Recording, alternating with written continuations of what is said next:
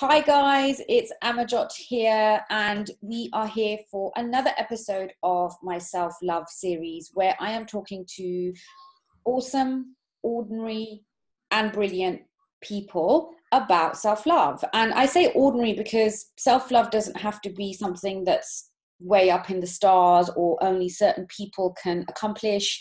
And I am on this quest about understanding self-love and why sometimes it's difficult for us to exercise or experience self-love for ourselves, and sometimes it's easier, and that whole journey of self-love, because I've certainly been on one and still am on one. I don't think we can kind of just be at the end of something. It's always evolving. There's always something new for us to learn about ourselves. And so I'm really curious about learning from as many people as possible and sharing that with you as much as possible as well. So today I have the lovely Pauline Harley with me, and we've kind of hooked up through LinkedIn. We've connected and have a few things in common. And I really like Pauline's approach to life, to work, and I thought it would be nice to have her on here to talk about self-love. So she definitely also has a journey as well. I'm kind of like in this love-hate relationship with the word journey at the moment. So, and I'm just always like journey, speech marks. But actually, you know, we all have that path and we all have our own story. Actually, I prefer story to journey. So Pauline's got a lovely story, and I really respect how she is in the world. So I want to share that with you guys as well. And on that note, I will say hello to Pauline. How would you like to introduce yourself, Pauline? How would I like to introduce myself? Courageous. We were talking about. Yes. Yes. I forgot to add that our theme today is courage. Yeah. So how do you actually express or have self-love for yourself and do it in a courageous way, because sometimes it does feel scary to do that. So yeah. A pleasure to be here, and thanks so much for inviting me along to speak with you, because as you said there, we've kind of built up this connection, I think, and trust and rapport via LinkedIn and stuff, and we kind of, we just get each other, and I think that's really, really important, connecting with the people who share your values and your vision. So what do I do? Well, Pauline Harley is my name. I am currently 18 months into my own business, which is a career coach and pivot consultant. So I help people kind of move forward with courage, and I say confidence and clarity. I always say my 3 C's around their careers, or taking a complete pivot into a completely different industry, which is something that I have experienced in myself following redundancy. I took redundancy from a insurance executive role in 2015, and took the brave steps to set up my own business in 2017. So that's where I am at now. But to do that, I had to do a lot of work on myself for the past 4 or 5 years around bravery, being courageous enough to show up consistently as me. And that takes a lot of work, but the work is very rewarding, because there's nothing like being able to take back control of stuff when you've been weak for years. I was chronically ill for 12 years and had faced kind of a lot of surgeries and stuff in my life, and some losses and stuff, some major losses. So coming out the other side of that has given me the courage, I think, now to kind of, say, right, in 2014, when I was 38, when my son turned 18, I decided, right, this is my time now. I've got to kick my own ass and move forward with courage. But that was an amazing, as you say, I don't like the word journey, but story. It was the beginning of a new story, and the beginning of the best and the rest of my life, just taking back control and being brave enough to do that and let go of what I couldn't control. That comfort zone that we kind of stay stuck in. I had to just burst through that and burst my own bubble by telling myself some really, really harsh truths that if I didn't change, I wouldn't get to where I am now. I wouldn't have been, and it's been a kind of course of steps, because when it initially started with losing a lot of weight, so I lost 5 stone. to kind of get my health back, because that was really, really key to the transformation of building my confidence, and having, I suppose, like the ability to kind of take on challenges that led me to even setting up my own business. So yeah, it's been interesting. It's been where are we now, 4.5 years on in, and I'm still maintaining it and sustaining it. But that is, as you know very well, and like with the people that you work with and your work in general, it's a continual process. Like, you can't just think, you can't take it for granted and think, yeah, you know, I'm here now, I've arrived, when we say, because there's days I veer off road and I have to take the map out and, you know, make a U-turn. And it's being compassionate, and that's the self-love piece, I think, and the courage piece we combine together, I suppose, in this conversation, where we have to go, okay, I took a wrong turn today, so I have to kind of do a Yui, as they say. Yes. And do a Yui and be compassionate enough to create the space for patience and self-love, and just reinforces the brave heart in you, should we say, brave heart and brave head, to kind of, you know, look at things from a different perspective and start again, and every day is an opportunity to do that, you know, in life and business, even in our careers and stuff, and whatever we do. That's really, really important. Yeah, and thank you for sharing that. And as you were talking, I mean, as usual, I always just spark off what anybody's saying. So I had like 100 questions already. So, you know, if we veer off, I tend to keep talking and talking. So do interrupt me, please. So with the I think what stood out for me the most, like you said, my favorite words, things like control, and you know, we kind of. Certainly I know when I talk about feeling stressed, or, you know, when we want to move away from stress, which I think has a lot to do with, you know, I talk a lot about resilience, and I think self-love is just all a part of that. Like, it's all in the same melting pot. And I think that when we feel out of control, that's why when we try and control everything. But what I liked about what you said was that I just took a wrong turn, and the compassion in just admitting that actually I just took a wrong turn today. You know, even just saying that to yourself can be so freeing. Yeah. And allowing yourself to bring you back into that driver's seat and that control of where do you want to go, you know, and yeah, okay, you might need to do a U-turn, and you might have gotten lost on the way, and you might have, even if you had the map and you had the sat nav, you forgot to look at it, or you didn't actually want to. I know I have, like, you know, arguments with my sat nav, and like, I'm not going that way, and then I end up lost, or I end up taking the longest route possible. And I think sometimes we just don't want to listen to what we know. Yeah, that's a really, just as you're talking there, I can see that, you know, you can nearly hear your sat nav or even Siri or something on the phone telling you where to go and what to do. And sometimes we can kind of get our backs up around that and decide, I'm not going that way, I'm going to do something different. But I think we've got to allow ourselves to go against the grain sometimes as well, and learn the lessons from that, you know, that's, you know, I have days where I get it wrong. I do. I you know, as I say, I veer off road. But in that space, I always discover something that actually helps me build. And I love that word you speak about, resilience.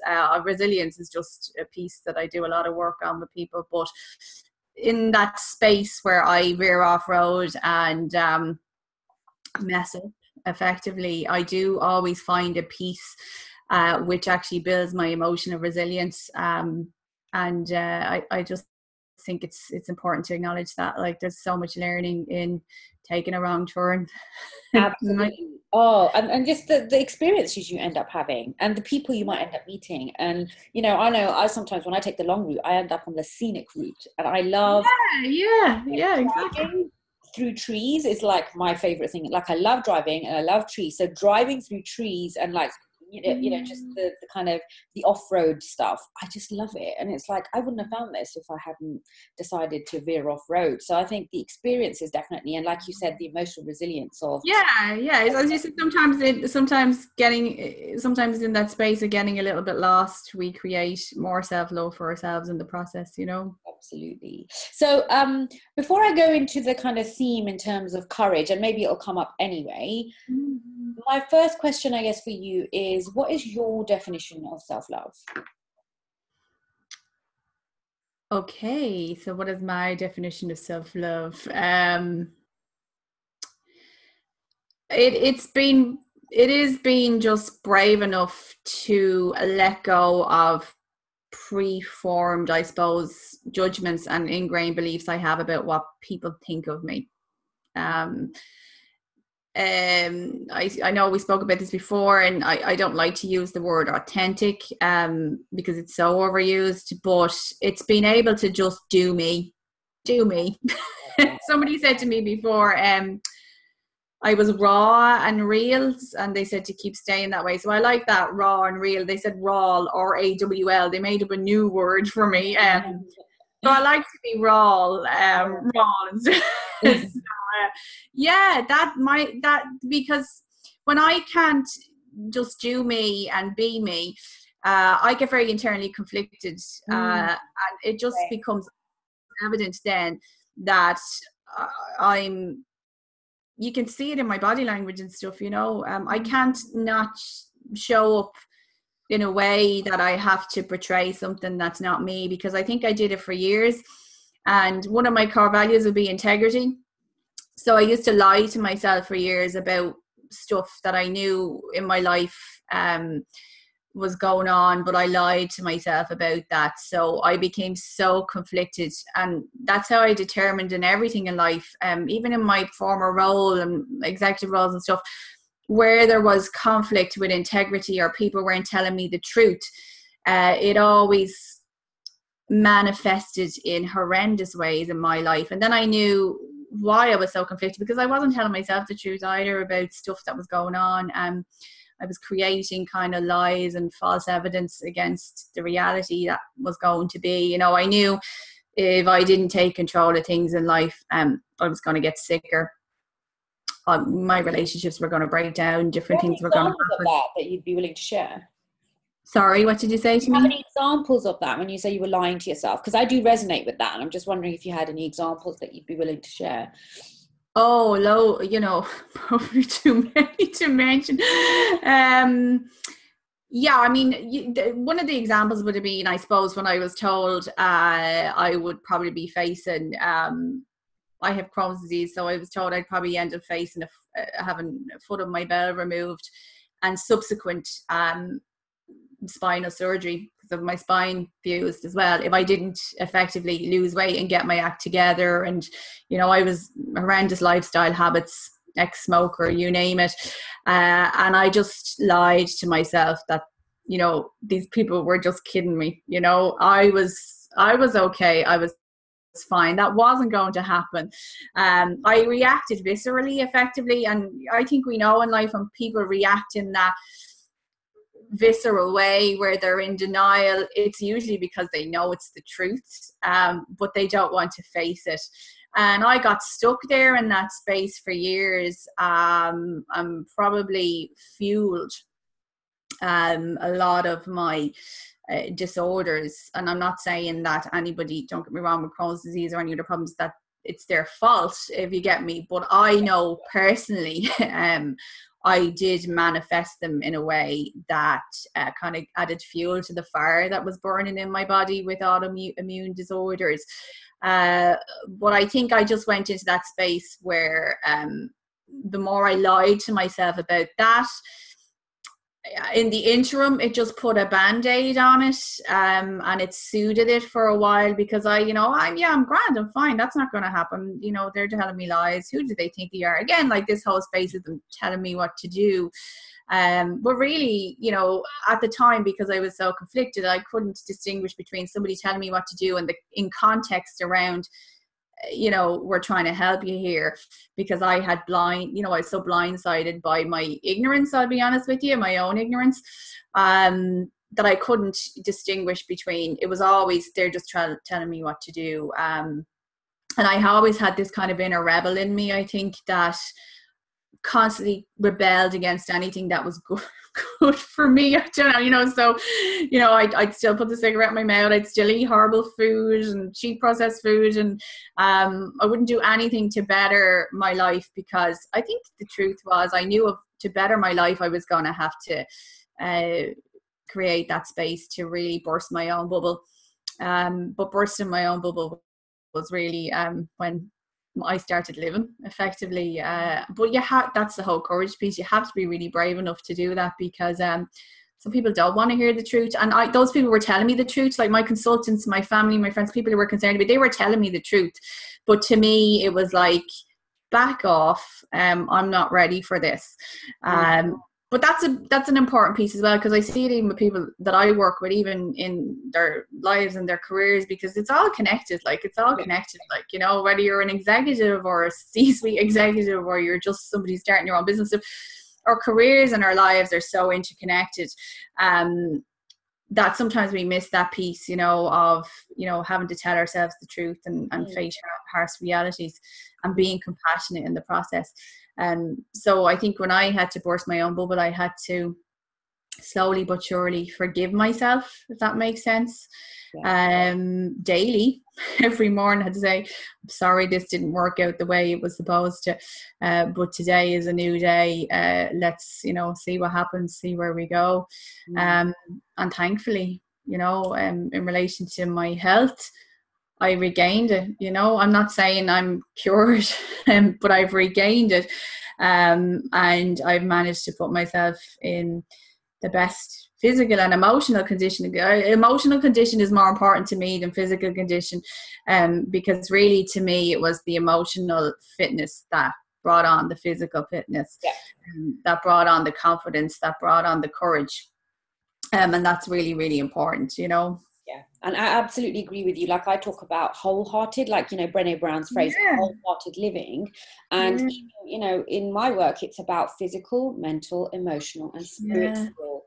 Four pillars, it's this overlap of all of these, you know, domains and areas that if even one is out of sync, you cannot kid yourself if you think that if even one of those areas is out of sync, that you're going to be okay in everything else, because they will overlap, they will fill, and at some point those other areas are going to start being impacted. So if you feel physically unwell, you cannot kid yourself that it's not going to affect you mentally. And if you're emotionally holding things back, and not intentionally, none of us do this intentionally, but if you're emotionally holding something back, then, you know, you're going to feel an element of fatigue after a while, because you're going to feel so heavy from carrying it around. So mentally exhausted. I just emotionally hijacked myself every day, and I think I held myself prisoner in those thoughts of those ingrained beliefs that I had about my truth, and the truth that, you know, people were telling me, the real truth in context, you know, that people were telling me for my benefit, but I just didn't want to listen. You know, I didn't want to listen. But I see that a lot with people, like, just in general. People, they're not going to change unless they're ready. And I think, again, there has to be an element of compassion in that piece, and self-love in that piece, and being able to say to you, there's no point in starting anything unless you're ready. And whether that's a physical or emotional transformation, or a career change, or a business opportunities, there's no point in starting something until you're ready. And you have to feel space. Yeah, I kind of gotten into a trap of, like, being ready, and I don't think we'll ever be ready, frankly. I don't think there's ever a right time, but sometimes there's a right time to be compassionate enough to go, well, I'm not ready to take on this challenge today, but I know if I, you know, create a bit more space to develop myself more and build those 4 pillars that you speak of there, but then I know I'll be ready. And it's important to say, I know I will be ready, you know, as opposed to putting it off next week. But we constantly tell ourselves, I know I will be ready, because those pillars have to be in place. If they're not, and again, just from experience and my own personal experience, when I tried to change my life before, I really did just set myself up for failure, because I wasn't ready.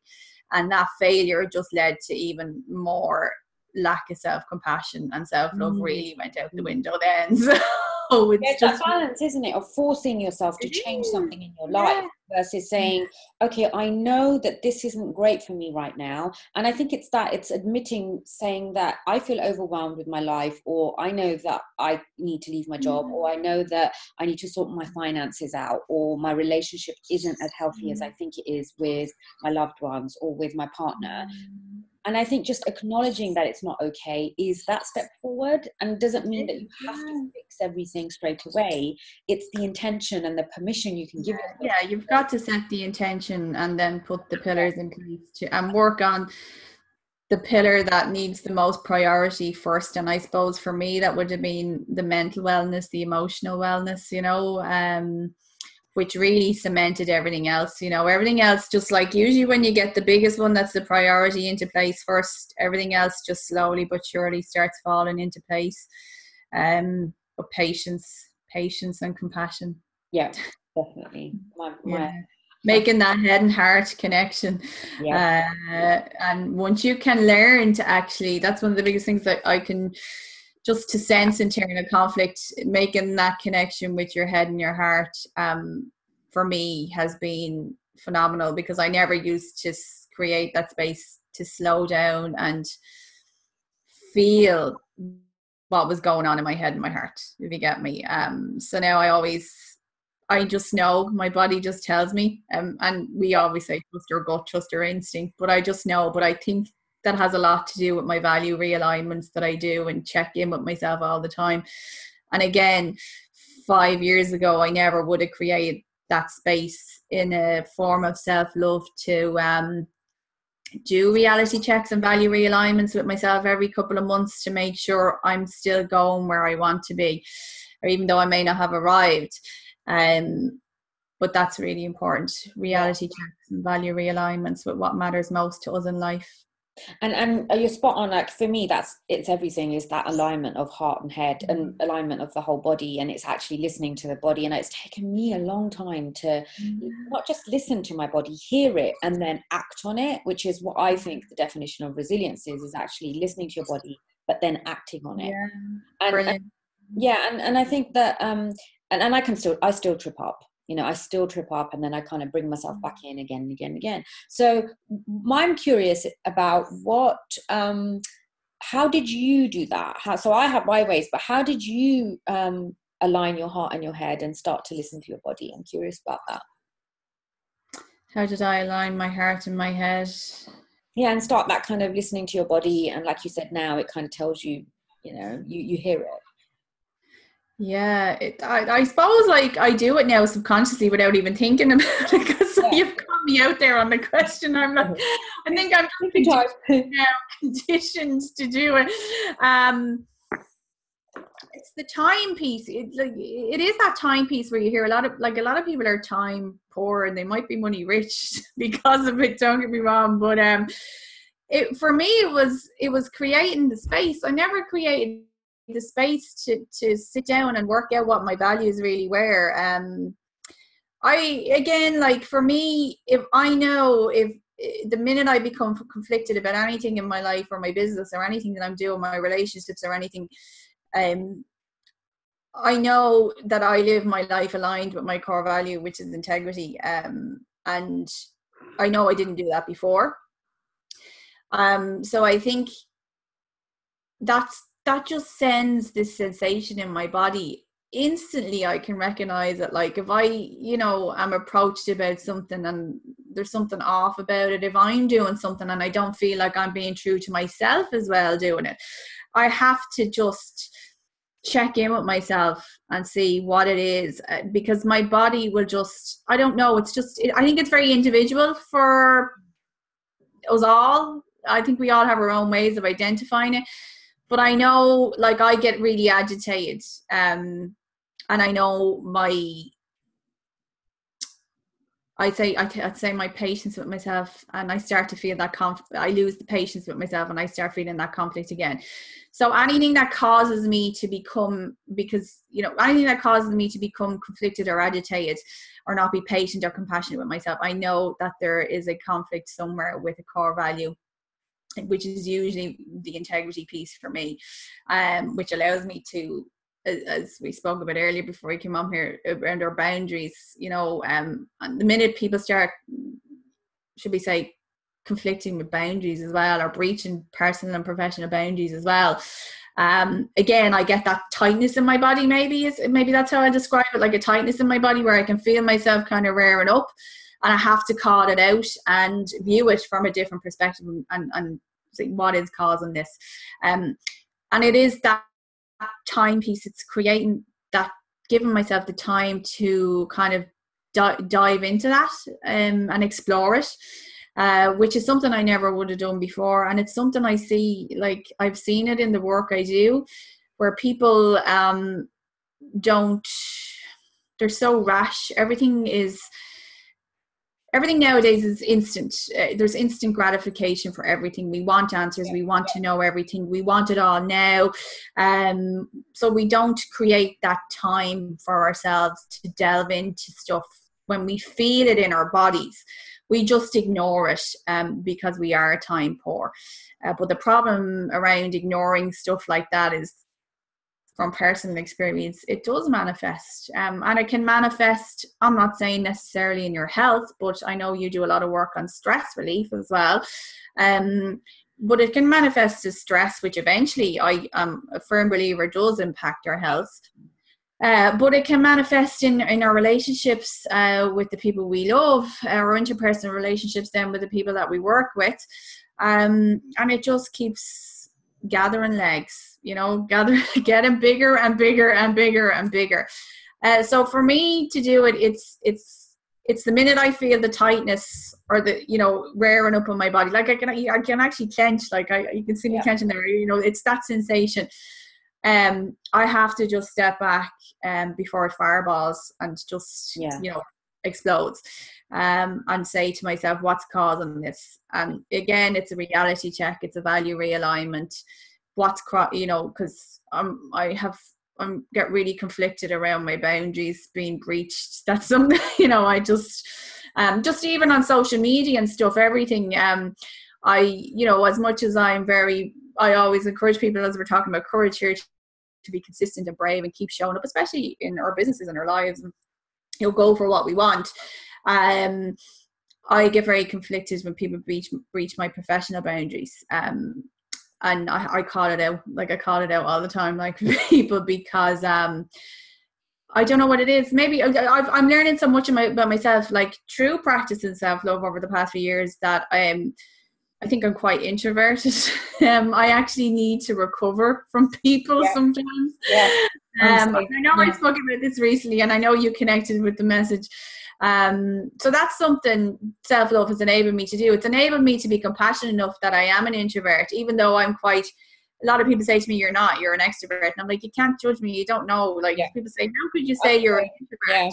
And I'm like, you don't understand. Maybe I'm an ambivert. There is kind of an in-between both.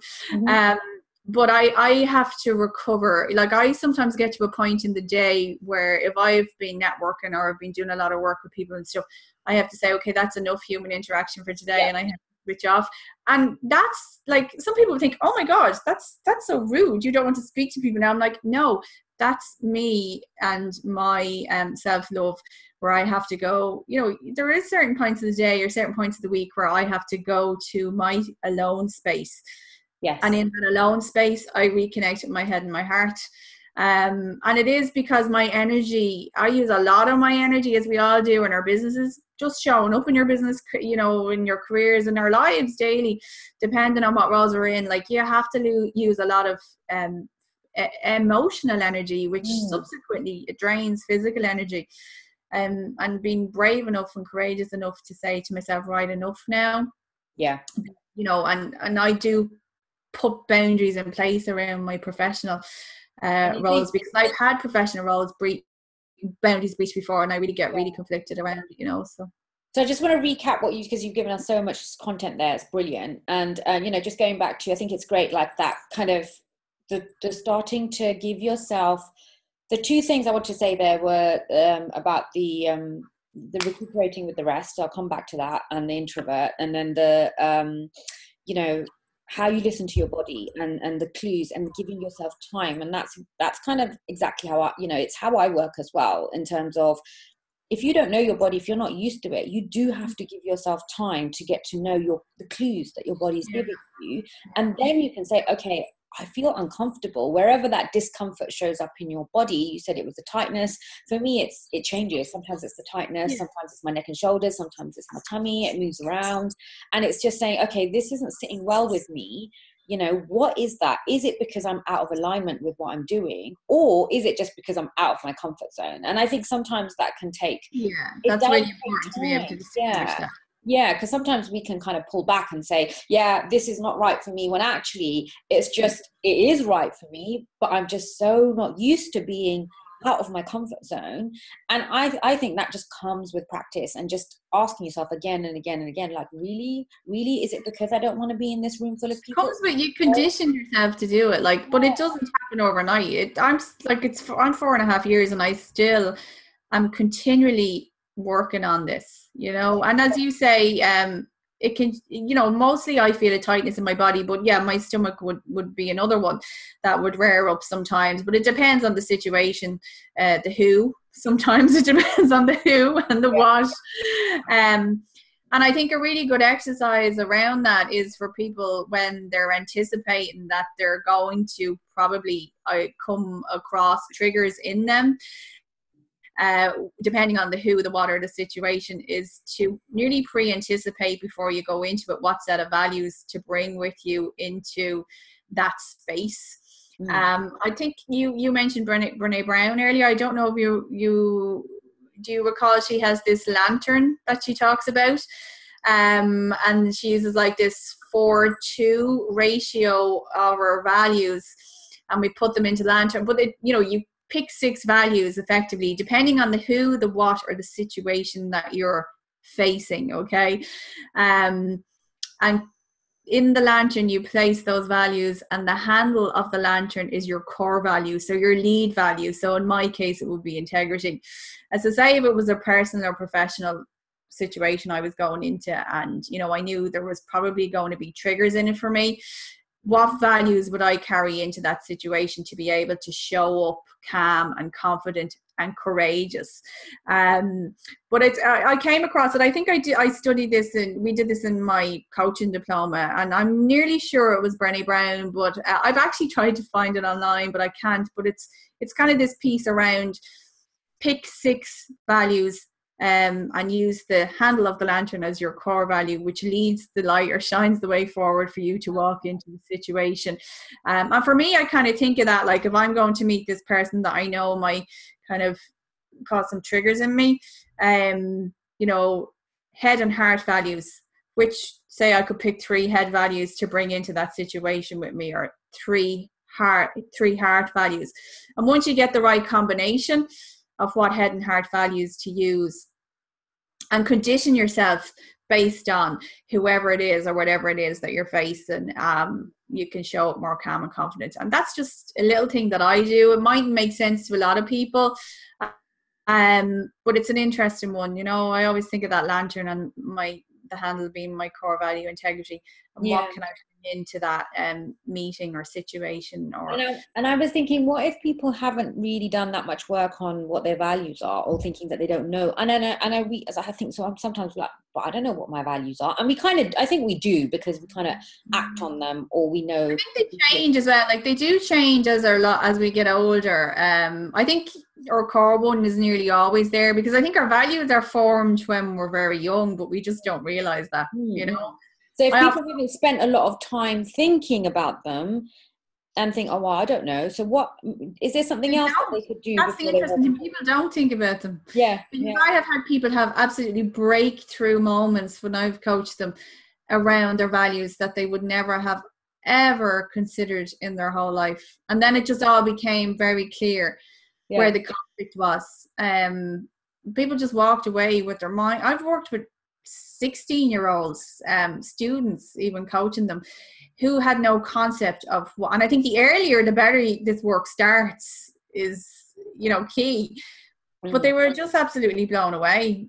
Just even in relation to their careers and their choices that they make, which we can always change, don't get me wrong, as our values as we grow older, but they just, people don't think that, they don't create the space to elicit their values. What I would do work with people, even around their careers, around eliciting values and, kind of why is it important to you? Like, these are the questions we don't ask ourselves. Why is it important to us? What does it give us? If we're living conflict around this, what is the cost to us?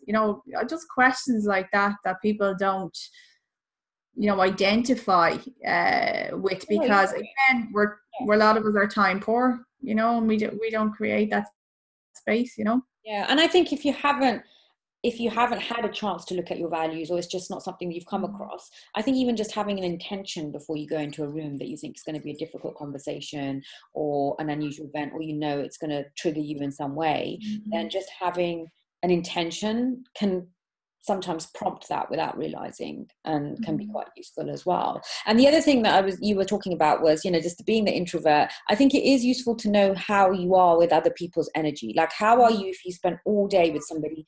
Do you feel revitalized with a big group of people? Do you feel drained? And then I think that can be a really good clue, whether you call yourself an introvert or an extrovert.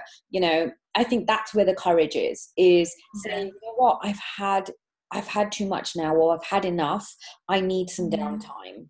And sometimes we feel like we can't take that downtime for whatever reason. So going back to that theme around courage, what would you say to people who kind of know that they do feel drained when they've spent too much time with other people, but they don't quite know how to take that time back, or how to have some time for themselves? Where does courage come into that, and how could people use courage to do that? By setting personal and professional boundaries. Isn't it terrible? I have to go back to the boundaries. It's that piece of just having the courage to say no. Yeah. No. But yeah, again, why are we so afraid of saying no? Again, it's that preformed judgments we have about what people will think of us. I think it's so easy now to condition yourself to say no if you really want to say no. That's the thing, okay? Sometimes people don't want to say no because they want that acceptance and they want that validation. Even if it means showing up like conflicted and not as themselves, they'll do it, but they'll get more conflicted and they'll complain about it later. So I have a real problem with people, and I have no problem in even calling it out with people who show up at stuff even when they don't want to, and it breaches their boundaries, and then they give out about it later, because the only one who is responsible for that is ourselves. Because I know, because I've done it. Okay, I've gone to stuff for years, and then I've come back and I'm like, why did I go? Why didn't I just say no? So it's really, really important to check in with ourselves, and have the courage to say, if I go to this, or if I do this, how is it going to make me feel? How am I going to show up? How am I going to feel afterwards? And I do that now. And as I said, I show up with a lot of things, and a lot of things, like when I'm there, I'm really high energy. I love it. The people fuel me, love the company. But then I'm courageous enough to say to myself, the next day I may just have to just, not schedule anything, if you get me, and just say no to certain things just to recharge my energy. And that's not a reflection of the people I've been with or the event. When I'm there, I love it, have lots of energy, and I feel energized with with people I know that connect with my values and my vision. But then, I take the time out to recharge my batteries then, if I feel the needs that I have to do that. And even with coaching clients and stuff, I don't schedule like my sessions very close together, because I do have to recover, because you're holding that space for people. I think that's really, really important. But it's the boundaries piece. It's just having the courage to say no, and say it calmly and confidently, in a way that there's no explanation needed. Because I fell into the trap years ago, even in social events and with family and friends, of showing up at things that I really didn't want to. And it was nothing personal. It was just, it wasn't for me. And, I just went, as I said, for validation and acceptance, and forgot that self-love piece. and bet myself up afterwards because somebody might have said something to me, and I knew they probably would. Yeah. Like I knew I put myself in these situations, because I didn't want them to judge me or be gossiping about me. But effectively, the worst thing you can do now, and I've learned this the hard way, is to keep explaining yourself over and over as to why you're not going. And because I think that actually leads you to a situation where your boundaries get breached even more, because you get asked more questions and the more you give a response effectively to people, when you've said no, if they keep coming back for a response, it should be just so clear cut now. No, politely, professionally, mannerly, with respect, obviously. It's not for me. We'll sort something else out or whatever. Just say no. If you can feel, again, for me, the tightness in my body and stuff, if I can feel it, but asking yourself those questions beforehand: how would I feel if I go? How will I feel afterwards? How am I going to show up? There are kind of 3 questions I kind of ask myself before I attend anything, or personally or professionally.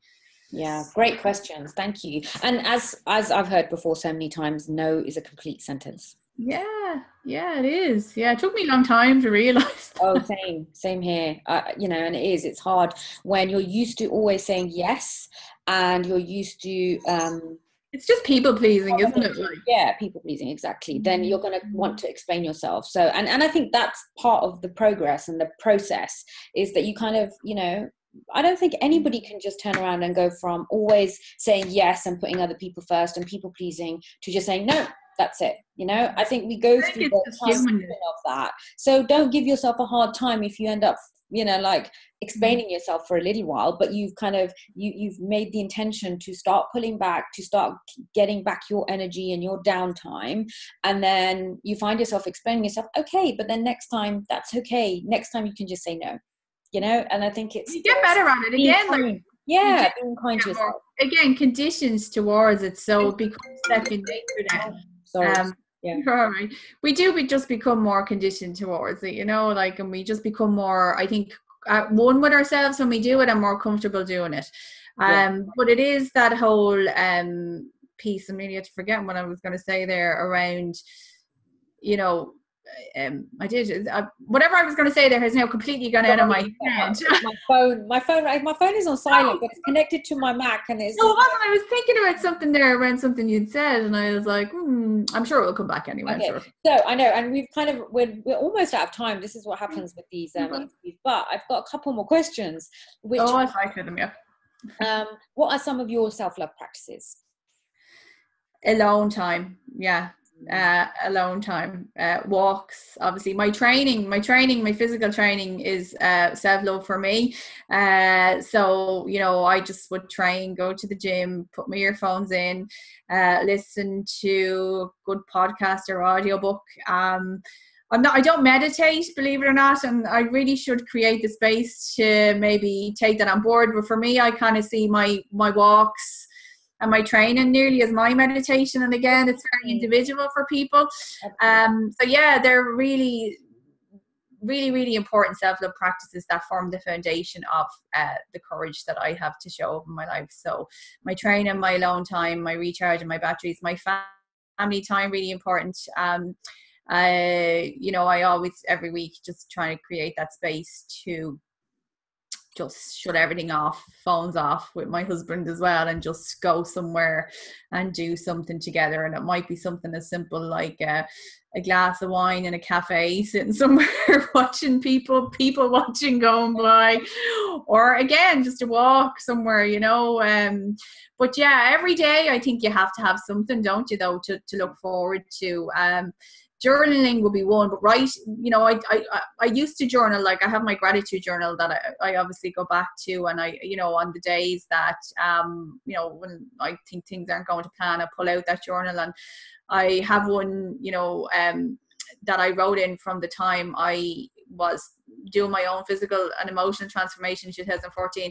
And on the days I really need that, I take that out. And that's another self-love piece for me, where I look back on all the days where I'm like, I'm grateful for my health. I'm grateful for my happiness. I'm grateful, I got a bit stronger today. I'm grateful I forgave myself today. So they're kind of practices I would do. Admittedly, I haven't wrote in my gratitude journal in a while, so I've got to wrap myself on my on the knuckles for that one. But I do a lot of writing regardless.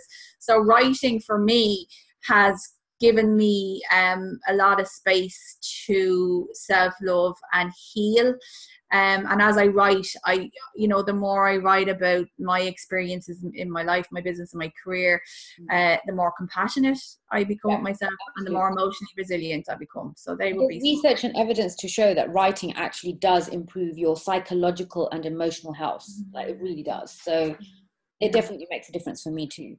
Yeah, it's a big part of my life, writing, and freehand writing, and it's huge. It's really. And just going back to what you said about meditation, I think it is important to say that, like, I this is my belief, is that meditation is what it means to you. Meditation. I think it depends on our definition of it. Yeah. Yeah, it's your version of it. It's being in the present moment. If it's something that brings you back into your body, brings you back into now, that's your version of meditation. And mine changes every day. Like, I think it's just different for everybody. And I don't think we have to box ourselves into meditation being close your eyes, sit down, breathe, and and not have anything guided and all of that stuff. It's whatever you choose for it to be. And for me, you've got to do what works for you. Yeah, and mine changes every day, to be honest. So and so what can get in the way of your self-love practices, and how do you manage self-doubt questioning myself, going back to that whole ingrained beliefs that I would have had about my ability in the past, which kind of erode into my confidence still.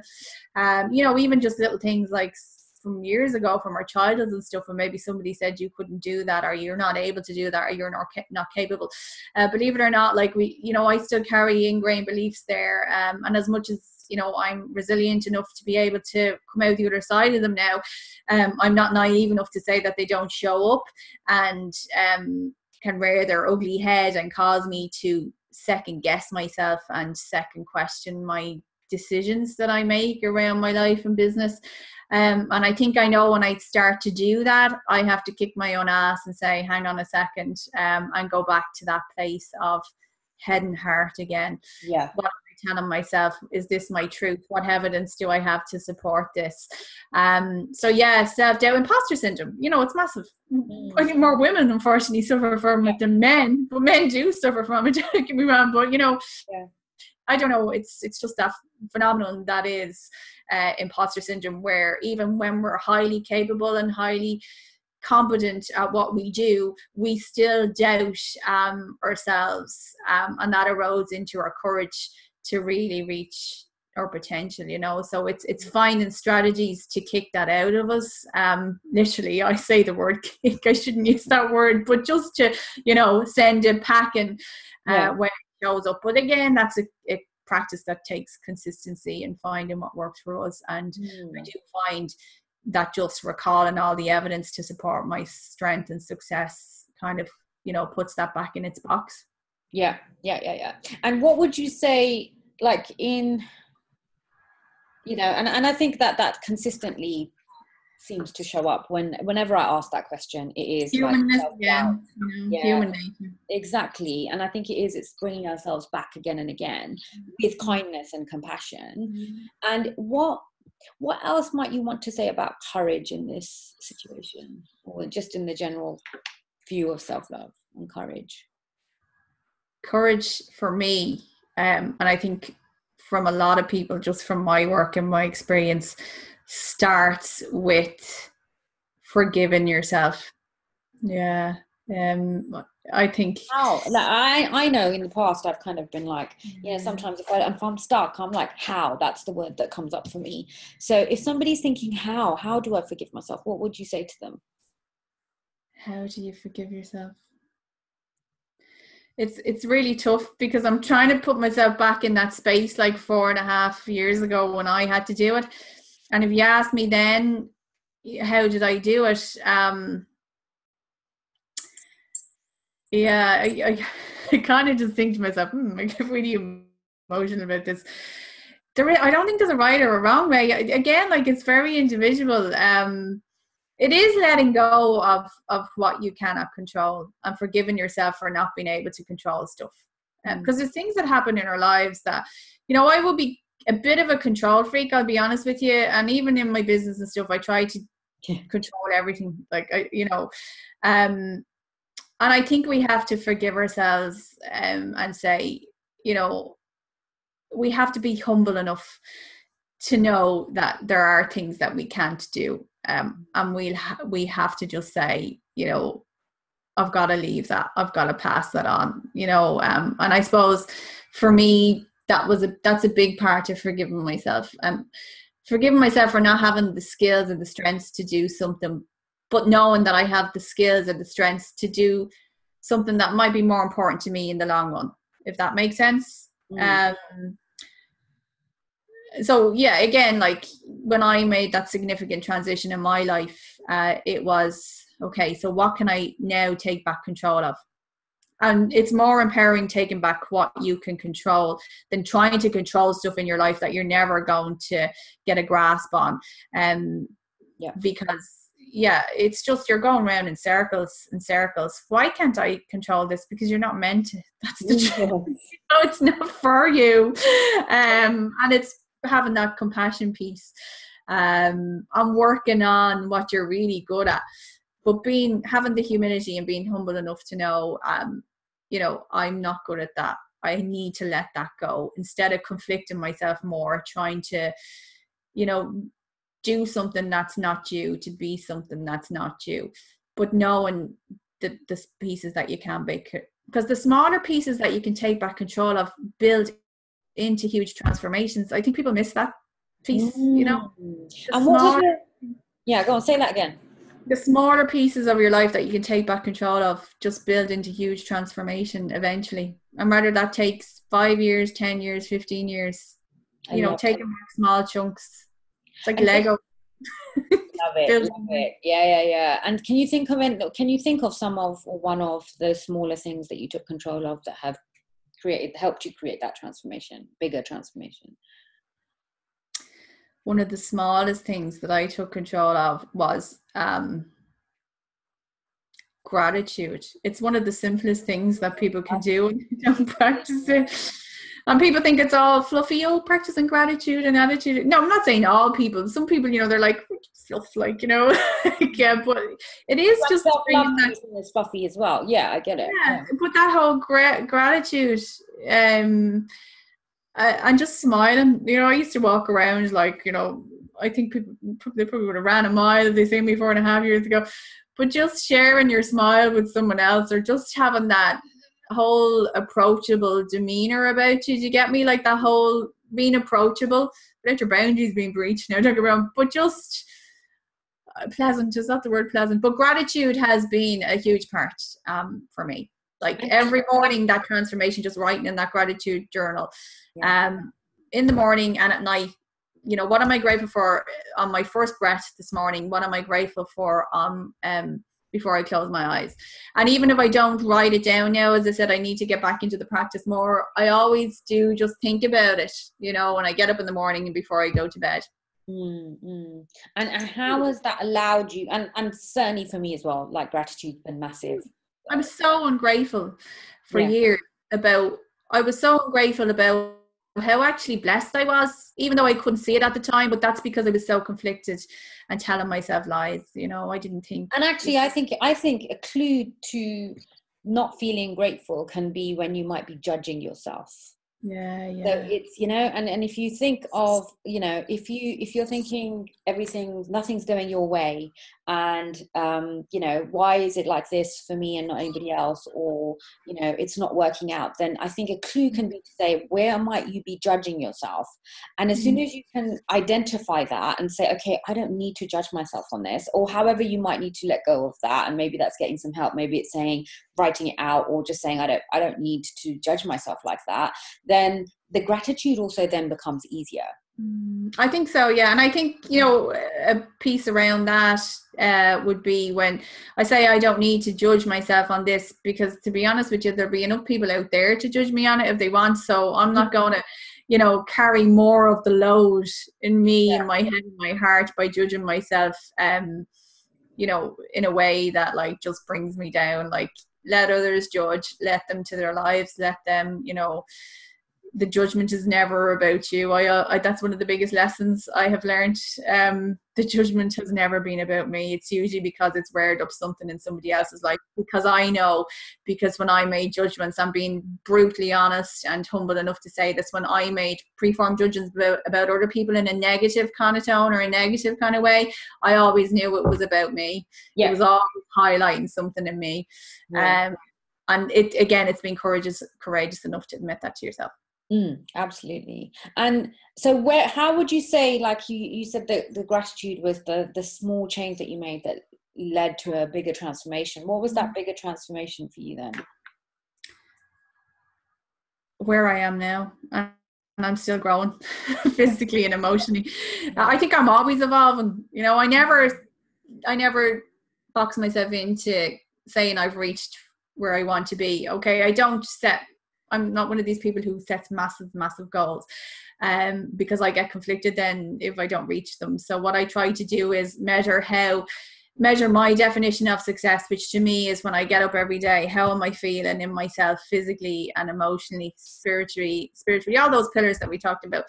And that's how I measure my success. Okay. But the biggest, like, the transformation is still ongoing. I think if we say we've reached, I'm really happy and content where I am at now, but I know that to sustain this and keep at this, I have to keep evolving. So I keep working on myself. I keep creating that space. And the transformation, it's not complete. It's a work in progress, effectively. It's a masterpiece. I look at my life now like being a masterpiece. And so I give it my all, and I show up consistently and courageously. And I think we all deserve to create that space for ourselves and create these masterpieces with blank canvases. It's a work of art. Life is a work of art. It really is. Isn't it just? I love that. Thank you so much. So as we close then, what would you say? Thank you so much for sharing everything that Thank you said you. today. I hope that's been useful for other people. And as we kind of close out, what would you say has been your biggest insight from just sharing some of this and having this conversation? How important living in alignment with our values is. It's my biggest takeaway in everything I've done. It's my biggest takeaway it's the biggest takeaway I see in the clients that I work with. Professional and personal values, head and heart values, aligning that with their lives, their works, their careers, in everything we do. It just forms the foundation of success, of what the individual's measure of success is now. Again, as I said, that's very individual. But if you don't know what your values are, you get lost. You really do. You get so lost and so conflicted. So, I didn't know what my values were 4.5 years before I started all of this. And that work began when I started the transformation, but it began then when I kind of worked on myself, when I decided to train as a coach. Everything, it's just been a revelation. Like, it's just been the ultimate test of self-reinvention begins with value definition and value alignment. Cool. And so how would people get hold of you if they wanted some help with that? Or my website is www.paulineharley.com. You just find me under my name. I tend to try an SEO rank for my name, being a bit differently than that. I try to do that differently. Or LinkedIn or Twitter, but mainly LinkedIn is where I'm at, Pauline Harley as well. And anybody who is transitioning, redundancy, career pivots, certain life pivots, but the big piece for me is the career, because it kind of it's the foundation of people's lives as well, isn't it? Like, their life and their career, it's all interconnected. But yeah, as I said, it's it's interesting, the stories I hear, and I love to hear more stories and help people create their lives in a way that they have a narrative to tell in their careers, and their stories are a big part of that, and who they are and what they do. Fabulous. Part of us, it's part of us. Thank you so much, Pauline, and hopefully we'll catch up again with you soon. Yeah, brilliant talking to you. Have an absolute wonderful day. Thank you. I'll just stop Take there. care.